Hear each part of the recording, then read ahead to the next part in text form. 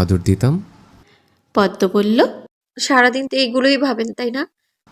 না, তোমাকে যখন দেখি তখনই ভাবি। বুঝছো সুন্দরী? পদ্ম আবারও বলল, একবার ম্যাডাম, একবার পদ্মফুল, আর একবার সুন্দরী, এত নামে কেন ডাকেন? ইজান বলল, ভালোবেসে ডাকি। তুমি তো ছোট মানুষ, তাই বুঝো না আমার ভালোবাসা। ভালোবাসার কথা শুনে পদ্ম হেসে দিল। পদ্ম বলল, তাই? কতটুকু ভালোবাসেন? ইজান বলল। ভালোবাসা পরিমাপ করা যায় না, আমি চাইও না পরিমাপ করতে। পদ্ম হেসে দিল। ইজান বলল, পদ্ম, তোমার ভেজা চুলে একটা চুমু দিই। পদ্ম মনে মনে বলল। সবাই তো করে, আবার অনুমতিও নেয়। পদ্ম কিচ্ছু বলছে না। পদ্ম বোঝার আগেই পদ্মকে টেনে তার ভেজা চুলে একটা চুমু এঁকে দিল ইজান। বলল, এখন তো অনুমতি নিচ্ছে, পরে এটাও নিব না। পদ্ম দৌড়ে নিচে আসলো। ইস, লোকটার সামনে 1 মিনিটও থাকা যায় না। কিছু না কিছু বলে তাকে লজ্জা দেবেই ইজান। দিন দিন বয়স হচ্ছে আর নির্লজ্জ হচ্ছে। বিকেল 5টা। ইজানের হসপিটালের সিইও রাশেদুল ইসলাম এসেছেন শেখ ভিলায়। তিনি বসে চা খাচ্ছেন, কিন্তু ইজান এখনও আসছে না। হুমায়ুন শেখ তার পাশের সোফায় বসে আছেন। যখন থেকে রাশেদুল ইসলাম জেনেছে ইজান কাউকে কিছু না বলেই তার স্ত্রীকে নিয়ে সাজেক থেকে চলে এসেছে, তখন থেকেই তিনি ভেবে রেখেছেন ইজানের সাথে সরাসরি কথা বলবেন। কখনো ইজান এমনটা করেনি। তিনি ভাবতেই পারছে না যে ইজান তাকে কিছু না জানিয়ে সেখান থেকে চলে এসেছে। মূলত তিনি ইজানকে খুব ভালো জানেন, দেখেই আজ শেখ ভিলায় এসেছেন। হয়তো কোনো ঝামেলা হয়েছে।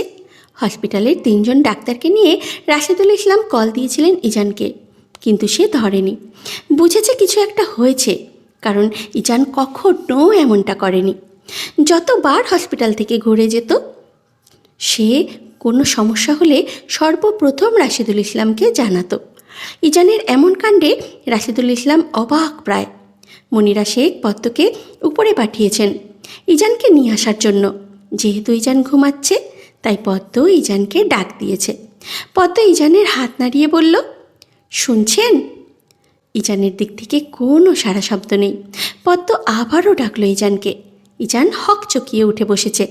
তারপর বলল, আসলে আপনার হসপিটালের সিইও এসেছেন।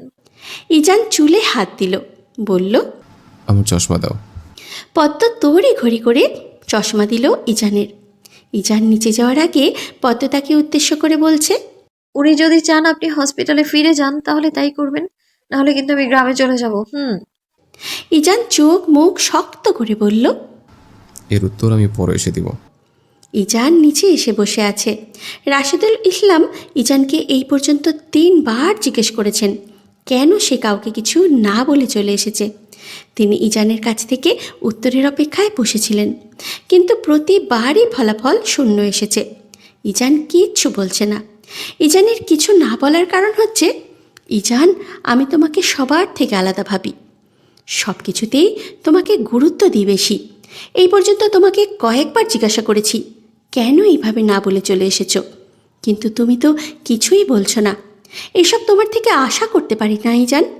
ইজান উঠে দাঁড়ালো, তারপরে বলল, স্যার, আমি আপনার সাথে পার্সোনালভাবে কথা বলতে চাই। আমার রুমে আসলে ভালো হয়। রাশেদুল ইসলাম ইজানের সাথে তার রুমে গেলেন। তারপর ইজান বলল, স্যার, আপনার হসপিটালের সিনিয়র ডক্টর শানায় শাহরিনের ব্যবহারে আমি খুবই লজ্জিত।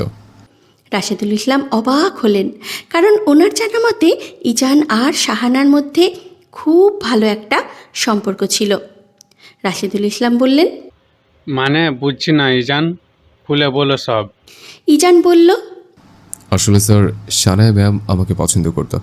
তার পছন্দের আকার ভিন্ন ছিল। আশা করি বুঝবেন কিসের কথা বলছে। আমার বিয়ে হয়েছে, উনি সেটা জানেন। তারপরও তিনি মেনে নিতে পারছেন না। আমি মিথ্যে বলবো না, আমি ওনাকে অপমান করেছি। প্রত্যেক পদে পদে তাকে বুঝিয়েছি আপনাকে মেনে নিতে হবে, আমি বিবাহিত। হসপিটালে থাকাকালীন সময়ে তিনি ব্রেক টাইমে আমার সাথে এসে এসব কথাই বলতেন। একটা মেয়ের সাথে আমি কীভাবে কথা বলি বা ঠিক তাদের কী নজরে দেখে, সেটা আপনি ভালো করেই জানেন স্যার। উনি আমার স্ত্রীর সঙ্গে সবচেয়ে নিকৃষ্ট ব্যবহারটা করেছেন, কাছের গ্লাস দিয়ে পদ্মকে আঘাত করে। শুধুমাত্র আমি বিয়ে করেছি বলে এটা মেনে নিতে শুধুমাত্র আমি বিয়ে করেছি বলে এটা মেনে নিতে পারেনি বলেই এত বাজেভাবে পদ্মকে আঘাত করে। একজন সিনিয়র ডক্টর হিসেবে কিভাবে কাজটা করতে পারে? হয়তো ভবিষ্যতে দেখা যাবে উনি আপনার হসপিটালে কোনো পেশেন্টকে মেরেই ফেলেছেন। এটাও সত্য যে আমি ওনাকে আঘাত করি ঠিক একইভাবে। চাইলে অনেক কিছু করতে পারতাম, তবে আমার মান সম্মান আছে। আমি মেয়েদের সম্মান করি বলেই আমি শুধু ওনাকে বোঝাতে চেয়েছিলাম কাউকে ব্যথা দেওয়ার আগে ভেবে চিনতে দেওয়া উচিত। আমার মনে হয় ওনার জ্ঞান বুদ্ধি সব টাটা বাইবে করে চলে গেছে। ওনার তো প্রাপ্তবয়স্ক হয়েছে, ওনাকে এসব কাজকর্মে মানায় না। স্যার, এখন যদি আপনার মনে হয় আপনি আমাকে আপনার হসপিটালে রাখবেন না, তাহলে আমার কোনো রকম অভিযোগ নেই। তবে আবদার করতে পারবেন না যে আমিও ওইখানে থাকবো, আবার সানায়া ম্যামও ওইখানে থাকবে। এটা হলে আমি আগেই দুঃখিত। রাশেদুল ইসলামের যেন শাহানার প্রতি এক সমুদ্র পরিমাণ ঘৃণা জন্মালো। তিনি ভাবতেও পারেননি যে শাহানা এমন একটা কাজ করবে। এরকম ডাক্তার থাকার থেকে না থাকা ভালো। তারপর বললেন, আমি বরাবরের মতোই চাই তুমি আমার হসপিটালে থাকবে। আশা করি না করবে না। ঈশান রাশেদুল ইসলামের দিকে তাকিয়ে বলল। তাহলে সানায়া ম্যাম? রাশেদুল ইসলাম বললেন, ওনার মতো ডাক্তার আমার হসপিটালে থাকলে আমার মান সম্মান চলে যাবে। কাল থেকে যেন তোমাকে আমি হসপিটালে দেখি। জি স্যার। রাশেদুল ইসলাম চলে গেলেন। পদ্মার এতক্ষণ মন উসখুস করছিল কখন রুমে যাবে আর ইজানের থেকে শুনবে কি হয়েছে। রাশেদুল ইসলাম যাওয়ার পরে ইজান রুমে এসেছে। তার পিছন পিছন পদ্মাও দৌড়ে চলে এসেছে। পদ্ম দৌড়ে উপরে এসে হাঁপিয়ে গিয়েছে। বুকে হাত দিয়ে জোরে জোরে নিঃশ্বাস নিচ্ছে। ইজান পদ্মকে এই অবস্থায় দেখে অস্থির হয়ে বলল, কি হয়েছে পদ্ম? খারাপ লাগছে তোমার? এভাবে হাঁপাচ্ছ কেন? পদ্ম কিছুক্ষণ পরে স্বাভাবিক হলো। ঈশানের হাত ধরে বলল, উনি যে এসেছেন কি বলেছেন? ঈশান বলল, কাল থেকে ওই হসপিটালে যাব। কিন্তু তুমি এভাবে হাঁপাচ্ছিলে কেন? পদ্ম বলল, আরে ওই যে দৌড়ে এসেছি সেই জন্যে। ঈশান পদ্মর দুটো হাত পিছন দিক থেকে তার এক হাত দ্বারা আবদ্ধ করে বলল। তখন কি বলেছ? পদ্ম বলল, কখন কি বলেছি? ঈশান সন্দিহান দৃষ্টিতে পদ্মর দিকে তাকিয়ে বলল। তুমি বলনি গ্রামে চলে যাবে? পদ্ম ঘাবড়ে গেল। অপ্রত্যাশিত হাসি দিয়ে বলল, আমি তো মজা করছিলাম। ঈশান বলল, এবার মজা করার দাম দাও।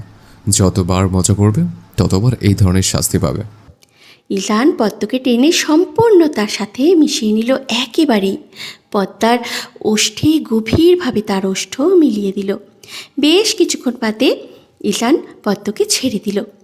ঈশান বরাবরের মতোই স্বাভাবিক আছে, কিন্তু পদ্ম সে তো পারছে না। নিজেকে শত শত গালি দিয়ে ফেলল। আর কখনো কারোর সাথে মজা করলেও ঈশানের সাথে ভুলেও মজা করবে না। লোকটা খুব বেশি ভয়ঙ্কর। প্রতিবার কিছু না কিছু করে তাকে লজ্জা দেবে। এই লজ্জার জন্যই বোধহয় সে একদিন শেষ হয়ে যাবে। ঈশান দুষ্টুমি করে বলল। আর মজা করবে আমার সাথে? পদ্ম থতমত খেয়ে গেল। মাথা নাড়িয়ে বলল, কখনো করবো না, শিক্ষা হয়ে গিয়েছে আমার। ঈশান পদ্মর গাল স্পর্শ করল। বৃদ্ধ আঙুল দিয়ে পদ্মর গাল ছুঁয়ে বলল, এখন তো মজা করেছ তাই শাস্তি দিয়েছে। কিছুদিন পর মজা না করলেও এমন শাস্তি ফ্রি পাবে। আহা, আমার চাই না। ঈশান মুচকি হাসল, বলল, তুমি অনিচ্ছুক হলেও দেব। পদ্ম সরে আসলো ঈশানের থেকে। অনেকটাই দূরে চলে এসেছে, একদম দরজার কাছে। পদ্ম বলল, মুচকি হাসেন কেন? আপনার সেই সুন্দর দাঁতটা দেখিয়ে হাসবেন। সেই হাসিটা আমার ভীষণ পছন্দের ডাক্তার সাহেব। কথাটি বলেই পদ্মা ভু করে দৌড়ে দিয়ে চলে গেছে। ইজান হাসছে। এখন সেই সুন্দর দাঁতটা দেখা যাচ্ছে, তবে হাসিটা না দেখেই পদ্ম চলে গিয়েছে। কি প্রাণবন্ত মেয়ে, আর কি চমৎকার কথাবার্তা! কাছে এসে কথাগুলো বলতে পারে না, দূরে গিয়ে বলে, ইস, এক কিশোরী মেয়ের প্রেমের বাক্য কি বিশুদ্ধ! সন্ধ্যায় ইজান সোফায় বসে খবর দেখছে। একা একা ভালো লাগছিল না দেখে ঈশান মনিরা শেখের রুমে গিয়েছে। পদ্ম তার ওড়না নিয়ে নাড়াচাড়া করছে আর তার শাশুড়িকে একটা কথা বলবে, কিন্তু কেন যেন তার সংকোচ বোধ হচ্ছে। পদ্ম বলল, মামার পিরিয়ড হয়েছে। বেশ কিছুক্ষণ পর পদ্ম কথাটি বলতে সফল হলো। মনিরা শেখ হেসে বললেন, কথাটি বলতে এতক্ষণ লেগেছে তোমার? পদ্ম মিনমিন করে বলল, মা, আমার লজ্জা লাগে এগুলো নিয়ে কথা বলতে। আমি সরাসরি কারো কাছে বলতে পারি না কথাগুলো। মনিরা শেখ পদ্মকে সব কিছু দিলেন। বললেন, আমাকে এগুলো বলতে কখনো লজ্জা পাবে না, আমি তোমার আরেক মা। পদ্ম হেসে দিল। ভাগ্য করে মনিরা শেখের মতন একজন শাশুড়ি পেয়েছে। তিনি খুবই ভালো। পদ্ম হাজার কথা বললেও তিনি বিরক্ত হন না। এই জন্যই পদ্ম মনিরা শেখকে বেশ পছন্দ করে। ঈশান আবার রুমে ঢুকলো। না, এতক্ষণ দাঁড়িয়ে দাঁড়িয়ে পদ্ম আর তার মায়ের কথা শুনছিল। এখন যদি রুমে ঢোকে সবচেয়ে লজ্জা পাবে পদ্ম। তাই সে চলে গেল তার রুমে। পদ্ম আজ রুমে যাচ্ছে না। এই সময়টাতে তার একা থাকতে ভালো লাগে। পদ্মর মনে হয় কিছু সময় একা থাকা ভালো। জানে রুমে গেলে ইজান কিছু না কিছু করবে।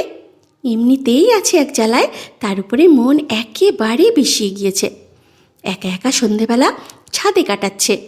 চারিদিকে মৃদু বাতাস বইছে। পদ্মর চুলগুলো উড়ছে। পাশের বাসাগুলো থেকে ছাদে আলো আসছে। এই নিয়ে মাত্র দুবার ছাদে উঠেছে পদ্ম। প্রথমবার ইজানের সাথে উঠেছিল, আর এখন একা উঠেছে। শরীরটা ঠিক থাকলে আরও ভালো করে এই স্নিগ্ধ সন্ধ্যাবেলাটা উপভোগ করতে পারত। কিন্তু এখন তো আর মনে শান্তি নেই। প্রতিবার এই সময়টাতে পদ্মর মনটা অটোমেটিক্যালি খারাপ হয়ে থাকে। আজও একই অবস্থা। একটু ভালো লাগছে না তার। একদম খিচে বসে রইল পদ্ম। ইজান বেডে শুয়ে শুয়ে ফোন দেখছে।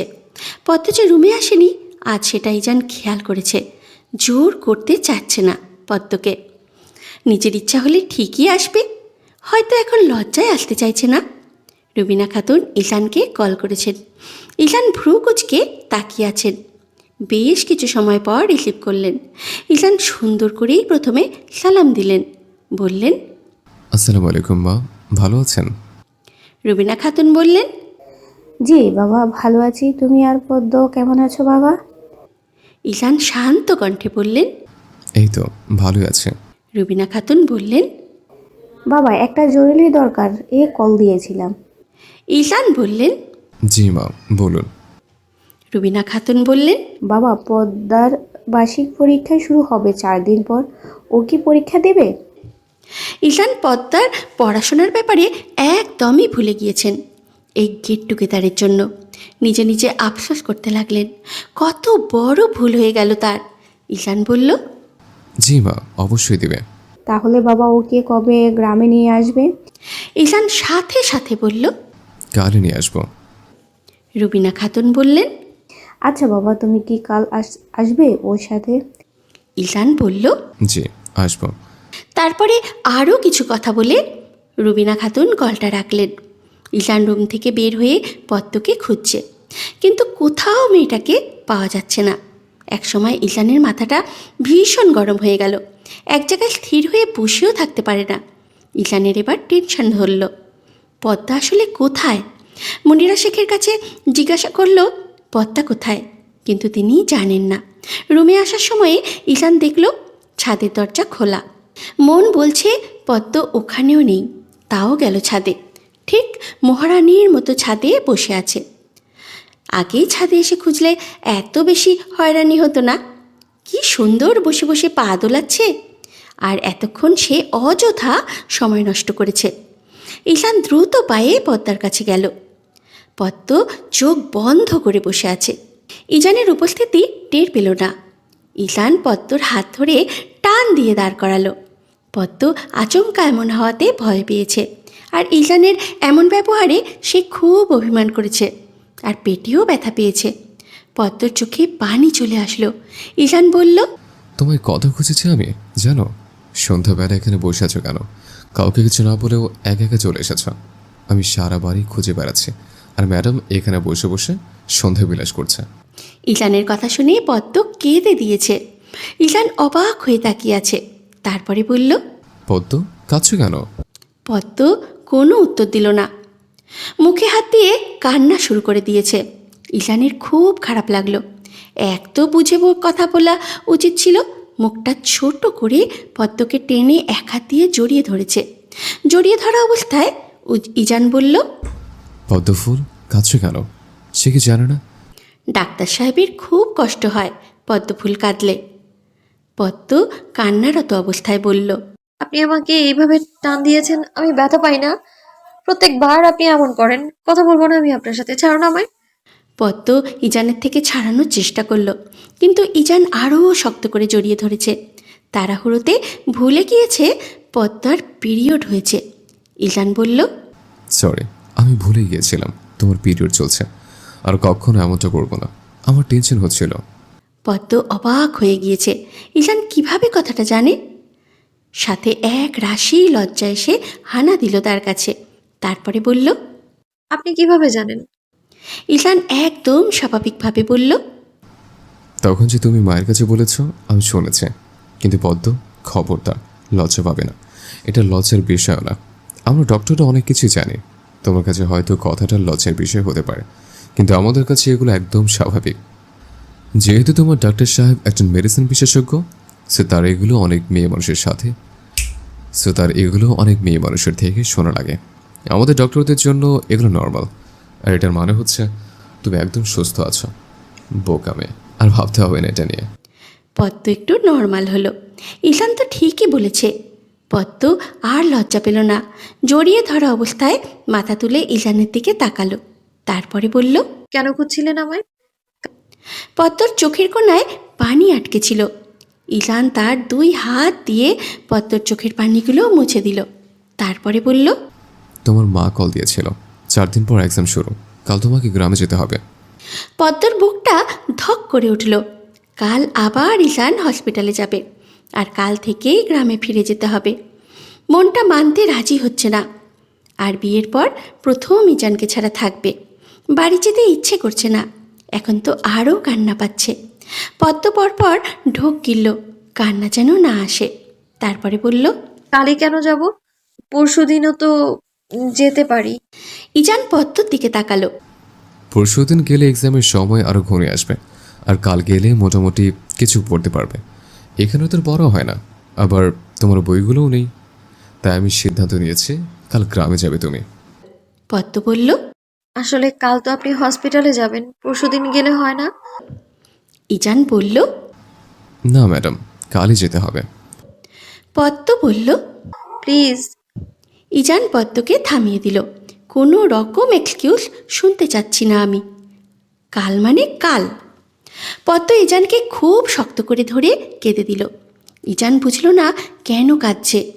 ইজান নরম কণ্ঠে বলল, কি হচ্ছে তোমার? বেশি ব্যথা পেয়েছিলে যখন টান দিয়েছিলাম? পদ্ম মাথা নাড়ালো।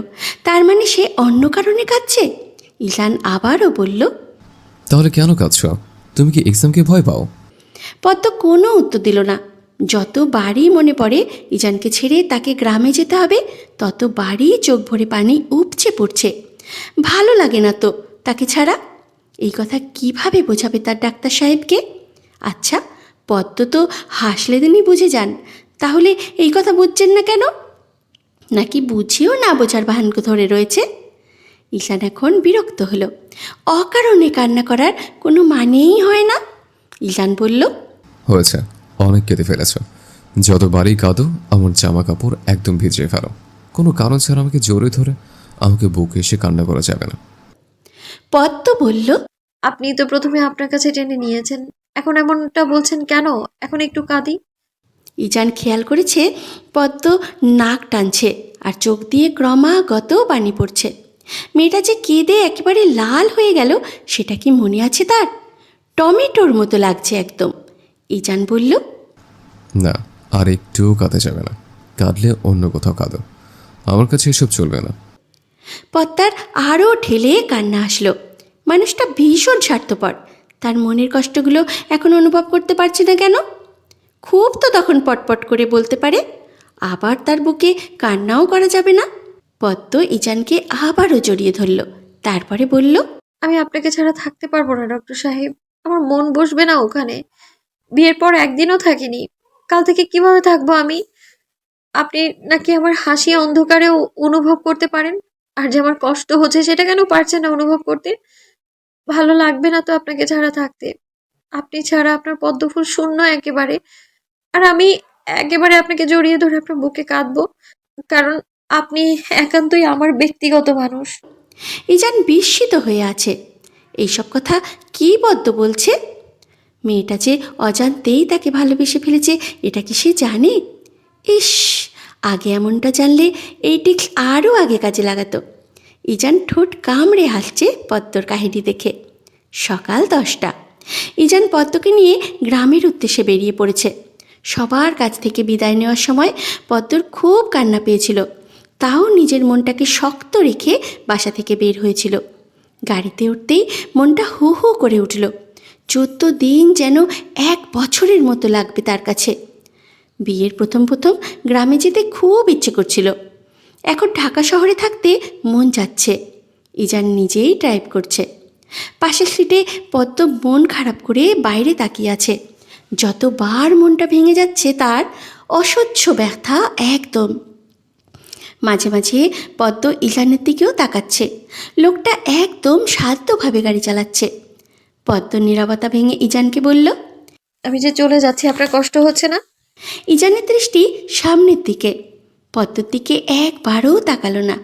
তারপরে বলল, না, কেন কষ্ট হবে? তুমি তো এক্সাম দিতে যাচ্ছ, শেষ হলে আবার চলে আসবে। পদ্মর মনটা আবারও ভেঙে গেল। তারপর বলল, জানি তো কষ্ট হচ্ছে না। আপনার মনে তো আমি নেই যে আমার জন্য কষ্ট হবে। কষ্ট তো হবে অন্য মেয়ের জন্য। ঈশান গাড়িটা থামালো। অবাক চোখে পদ্মর দিকে তাকালো। ইদানিং তার ব্যবহারগুলোর সাথে অপরিচিত সে। গ্রামে যাচ্ছে এই সুখে বোধহয় পাগল হয়ে গিয়েছে। ঈশান পদ্মর দিকে অনেকটা ঝুঁকে এলেন, যা দেখে পদ্ম ঘাবড়ে গিয়েছে। তারপর বলল, কি বললে তুমি? পদ্ম থতমত খেয়ে গেল। তারপরে বলল, না না, কিছু বলিনি। আপনি গাড়ি চালানো বন্ধ করলেন কেন? ঈশান হেসে দিল, তাও আবার সেই সুন্দর হাসিটা। উফ, পদ্ম আজ তুই শেষ হবি এই হাসি দেখে। ঈশান আবারও ঠিকঠাক মতো বসল। পদ্ম বুকে হাত দিয়ে নিঃশ্বাস নিচ্ছে। হঠাৎ এমন হওয়াতে ঘাবড়ে গেল অনেকটা। ঈশান হেসে বলল, যাকে রেখে আসতে যাচ্ছে তার জন্য তো কষ্ট হচ্ছে, কিন্তু আমি কষ্ট পাচ্ছি এটা দেখলে তো আর ম্যাডাম যেতে চাইবে না। পড়াশোনার বিষয়ে এত ভালোবাসা দেখায় না। পদ্ম মুখটাই বাঁকালো। ভেবেছিল ঈশান দেখেনি, কিন্তু ঈশান ঠিকই দেখে নিয়েছে। আর জানেও পদ্ম কেন এমন করছে। ঈশান বলল, মুখ বাকিয়ে লাভ নেই। যদি এমন করো, ইসান কিন্তু তোমাকে আর গ্রাম থেকে আনবে না। আমি নিজেই চলে আসব। যদি একা না আসতে পারি তাহলে মা আর পুষ্পকে নিয়ে আসব। সোজা আপনার বাসায় চলে যাব। ঈশান পদ্মকে রাগানোর জন্য বলল, তুমি গ্রাম থেকে এসে দেখবে তোমার সতীন অলরেডি তোমার বরের সাথে সংসার করছে। তুমি কি আসলে বুঝছো না আমি কেন তোমাকে ওখানে এত তাড়াতাড়ি রেখে আসছি? আমি তো আরেকটা বিয়ে করছি। তোমার দাওয়াত রইল, অবশ্যই তোমার বরের বিয়েতে আসবে। আমি আর তোমার সতীন খুবই খুশি হব। পদ্ম যেন তেলে বেগুনে জ্বলে উঠল। ঈশানের কথাটা খুবই বাজে ছিল। এক বউ থাকতে আবার বিয়ে করার কথা বলছে। পদ্ম কেঁদে ফেলল। তারপরে বলল, আপনি খুব খারাপ। আমি আপনার সাথে থাকবো না। এতদিন তাহলে আপনি আমার সাথে অভিনয় করেছেন। আমি তো জানি আপনার আমাকে ভালো লাগে না, কারণ আমি গ্রামের মেয়ে। আপনার চোখে তো শহরের মেয়েদেরকেই ভালো লাগবে। আমাকে কেন লাগবে আপনার? দরকার নেই আমাকে গ্রামে দিয়ে আসার। এখানে নামিয়ে দিন, আমি একাই চলে যেতে পারবো। ঈশান ভেবেছে পদ্ম রাগ করে কথা শোনাবে, কিন্তু সে তো একেবারে কেঁদেই দিল। ঈশান পদ্মকে টেনে তার বুকের সাথে মিশিয়ে নিল। তারপরে বলল, পদ্মফুল, আমার চোখে তুমি সবসময় সুন্দর। আমি তোমার সাথে কোনো অভিনয় করিনি। তবে এটা ঠিক, বিয়েতে আমার মত ছিল না, আমার মা জোর করেছিল। এই যে তোমাকে আদর দেই, ভালোবাসি, এগুলো আমি মন থেকেই দেই। বিয়ের পরের দিন থেকে আমি তোমাকে মেনে নিয়েছি। প্রথমে মানতে পারছিলাম না, এখন তুমি গ্রামে যাচ্ছ, আমি সহ্য করতে পারছি না। ইসান শেখের জীবনের প্রথম নারী তুমি, যার প্রতি সে এতটা দুর্বল, যাকে না দেখে ইসান তার সকলটা শুরুই করতে পারে না, যার কষ্ট হলে সে নিজেও কষ্ট পায়, যার প্রতি ইসানের বুক ভরা ভালোবাসা রয়েছে, সে মেয়েটি তুমি। তুমি নিতান্তই ভাগ্যবতী মেয়ে। ঈশানের কথা শুনে পদ্ম কষ্টের মাঝেও হাসল। তারপরে বলল, আপনিও অনেক ভাগ্য করে আমার মতো বউ পেয়েছেন, এই কথাও কিন্তু ভুলবেন না। ঈশান হেসে উত্তর দিল। হুম, একটুও ভুলবো না। পদ্ম ঈশানের বুকে একটা সুন্দর চুমু এঁকে দিল। তারপর গভীরভাবে ইজানকে জড়িয়ে ধরল। ইজানও এক হাত দিয়ে জড়িয়ে ধরেছে আর এক হাত দিয়ে ড্রাইভ করছে। দেখতে দেখতে পদ্মা আর ইজান গ্রামে ঢুকলো। পদ্ম ঘুমিয়ে আছে, সে গ্রামে চলে এসেছে, তার কোনো খেয়ালই নেই। ইজান পদ্মর জন্য একা কাদা জিনিসপত্র কিনেছে, সাথে আরও অনেক বাজারও করেছে। আসার সময় মুন্নেরা শেখ বলে দিয়েছিল যেন ও বাজার করে নিয়ে যায়, কারণ নতুন বর হিসাবে বিয়ের পর প্রথমবার মেয়ের বাড়িতে গেলে বাজার করতে হয়। আর ইজানও তাই করল। মা যা যা বলে দিয়েছে সে সব কিছুই নিয়েছে, কিন্তু আফসোসের বিষয় হচ্ছে পদ্ম এগুলো কিছুই দেখতে পারল না। সে তখন ঘুমিয়েই ছিল। ইজান পথটা ভুলে গিয়েছিল, তাই ইচ্ছে না থাকা সত্ত্বেও পদ্মকে জাগালো। ইজান পদ্মকে ডেকে যাচ্ছে, কিন্তু পদ্ম ঘুম থেকে উঠছে না। এবার ইজান পদ্মর মুখে পানি ছিটালো। সঙ্গে সঙ্গে পদ্ম হড়বড় করে চোখ খুলল। ইজান বলল, উঠেছো তুমি? আমি কতক্ষণ ধরে রাখছিলাম তোমায়। পদ্ম চোখ পিটপিট করে ইজানের দিকে তাকালো, তারপরে বলল, কি হয়েছে? ইজান ভ্রু কুচকে তাকিয়ে আছে পদ্মর দিকে। ইজান বলল, তোমার গ্রামে ঢুকেছে, কিন্তু পথটা ভুলে গেছে, চিনতে পারছো না ঠিক? পদ্মর মনে হলো সে ঘুমিয়েই ছিল। এখন আবার মনটা খারাপ করে দিল লোকটা। পদ্ম ঢোকিল, তারপর বলল, আচ্ছা আপনি গাড়ি চালান, আমি বলছি। পদ্ম বলছে আর ইজান সেই মোতাবেক গাড়ি চালাচ্ছে। মাঝে মাঝে বলতে গিয়ে তার কান্না চলে আসছে, তবুও মনটা সে একদম ঠিক রেখে ইজানকে বলল। পদ্মর বাড়ির সামনে সে গাড়িটা থেমেছে। গ্রামের রাস্তাগুলো একেবারে সরু, রাস্তার চারপাশে গাছ আর ধান ক্ষেত। ইজান একটু গাড়ি চালানোর পাশাপাশি চারপাশেও একটু দেখছিল। যখন প্রথমে এসেছিল তখন কিছুই খেয়াল করেনি। পদ্ম গাড়ি থেকে নামলো আর পুষ্প সেটা দেখে দৌড়ে তার আপুকে গিয়ে জড়িয়ে ধরেছে। তারপর বলল, মা, আপু এসেছে। রুবিনা খাতুনও আসলেন, তার মেয়েকে একেবারে বুকের সাথে মিশিয়ে রাখলেন। পদ্মর মাথায় কয়েকটা চুমু দিলেন রুবিনা খাতুন। পদ্ম একদম মাকে জড়িয়ে ধরেছে পাখির ছানার মতো। ইজানের সাথে কিছুক্ষণ কথা বললেন রুবিনা খাতুন, কিন্তু পুষ্প কোনো রকম কথা বলল না। ইজান একবার ভুলবশত তাকিয়েছিল, কিন্তু মেয়ে তাকে দেখে মুখটা ভাঙিয়ে দিল। ইজান একেবারে হকচকিয়ে গেল। এই রাগ এখনো কমেনি। ইজান শান্ত কণ্ঠে রুবিনা খাতুনকে বলল, তাহলে মা, আমি এখন আসি। রুবিনা খাতুন অবাক হয়ে গেলেন। আসি মানে এখনই চলে যাবে নাকি? নতুন জামাই প্রথম বাড়িতে এসেছো, মাত্র এখনই যাওয়ার কথা বলছো? রুবিনা খাতুন বললেন। কি বলছো বাবা, এখন চলে যাবে মানে? ইজান সৌজন্যবোধে হাসল। ইজান বলল, আজ না মা, আমি তো আসবোই আবার, পরের দিন না হয় থাকা যাবে, এখন আমাকে আসতে হবে। রুবিনা খাতুন বলল। দুপুরের খাবারটাও কি খেয়ে যেতে পারবে না? ইজান ভাবল কিছুক্ষণ, তারপরে ভেবে বলল, জি, খেয়ে যাব। রুবিনা খাতুন খুশি হলেন, সাথে পদ্মাও। পদ্মার তো খুশির শেষ নেই, কিন্তু পুষ্প তৎক্ষণাৎ বলে উঠল, এই লোককে আমাদের বাসায় খেতে দেব না। ওনাদের বাসায় যখন গিয়েছিলাম তখন উনি আমাকে একটুও ঘোরাতে দেননি। আবার একদিন প্রায় দুপুরের সময় সকালের নাস্তা খেতে দিয়েছিলেন। পুষ্পের কথা শুনে ইজান লজ্জা পেল। এই বিচ্ছু মেয়ে একদম সরাসরি অপমান করে দেবে কে জানতো। রুবিনা খাতুন পুষ্পকে চোখ রাঙাচ্ছে, এই মেয়ে কখনো ভালো হবে না। রুবিনা খাতুন বললেন, বাবা তুমি কিন্তু কিছু মনে করো না, ওর কথায় ও এমনই। আমি কত বকি, কিন্তু সে বকা খাওয়ার পরও আবার ভুলে যায়। ইজান পুষ্পের দিকে তীক্ষ্ণ দৃষ্টিতে তাকালেন, বললেন, সমস্যা নেই মা। রুবিনা খাতুন পদ্মার উদ্দেশ্যে বললেন, পদ্মা, ইজান বাবাকে ভেতরে নিয়ে যা। ইজান পদ্মার সাথে ভেতরে ঢুকলো। পদ্মা ইজানকে তার রুমে নিয়ে গেল। পদ্ম রুমে গিয়ে শটান হয়ে শুয়ে পড়েছে। ইজান পকেটে হাত গুজে পদ্ম সোজাসুজি দাঁড়ালো। ইজান বলল, এসেছো তো ঘুমিয়ে ঘুমিয়ে, যেখানে আমার ক্লান্ত হয়ে বিছানায় শুয়ে থাকার কথা, সেখানে তুমি কাজটা করছো। পদ্ম অন্যদিকে ফিরে গেল। ইজান এটা দেখে পদ্মর পাশাপাশি শুয়ে পড়ল। তারপরে বলল, চলেই তো যাবো একটু পর, তার আগে দেখাচ্ছ। পদ্ম ইজানের দিকে ফিরে তাকালো এবার।